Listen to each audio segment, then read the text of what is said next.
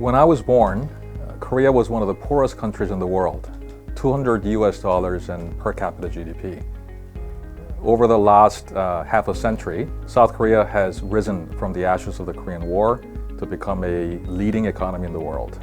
The rise of the Korean economy is driven by a cocktail of three main elements. The first being the top-down, strong push by the national government to drive economic planning and implementation that stretched over 3.5 decades, that ultimately transformed the Korean economy, the foundation of it, from agriculture to light manufacturing, eventually to advanced manufacturing and services. The second factor has been the highly diligent, highly educated workforce that made bold bets into the future by betting that their tomorrow and tomorrow for their future generations will be better than today. And the third factor has been the highly entrepreneurial corporate sector that refused to take no for an answer, tried to do everything they could to make the impossible possible. By coming up with a rather successful and unique model for growth and prosperity that over the last few decades have transformed and catapulted many of the South Korean corporations as well as industries to global levels.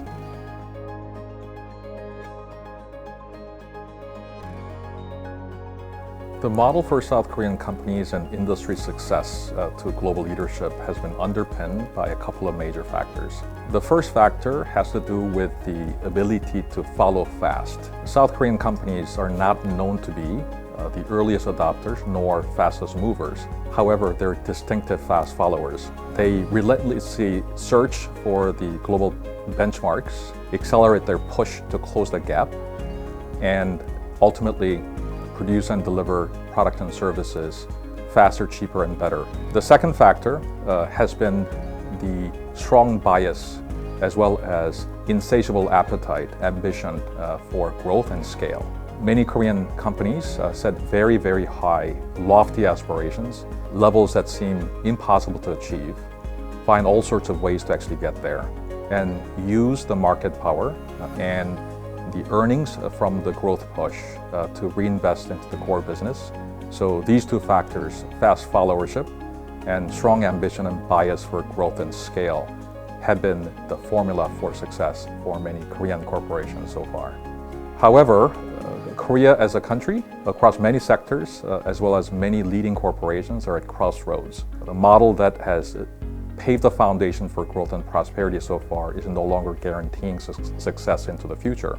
The second is a force of innovation, a lot of that disruptive. The competitive landscape is changing in very unpredictable, volatile, dynamic ways, in ways in which fast followership no longer again guarantees success for Korean companies to stay competitive into the future. And the third is forces at work in terms of societal changes. The changes that are happening brought into the consumer space as well as into many corporations by the millennials as well as the Generation X, consumers as well as employees.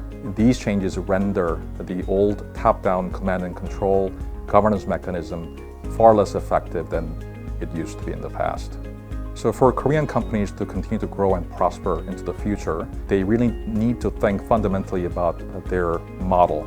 Some of that basically has to be built from scratch. It'll take many South Korean companies to think deeply about the following three areas. First, they need to change their paradigm.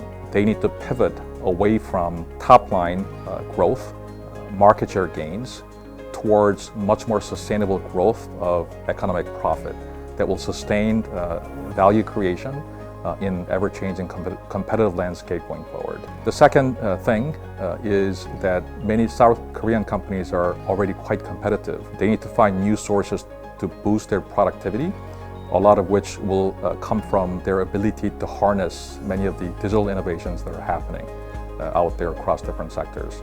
And lastly, they need to harness new dynamic capabilities that will complement the strong, stable backbone that they have built in their respective industries. One big shift that this will require many South Korean companies to take is to move away from the bias and the paradigm of doing many things on their own being overly self-reliant towards being much more open, towards collaborating, forming alliances, JVs, and partnerships with complementary players, sometimes competitors, out in the broader digital ecospace.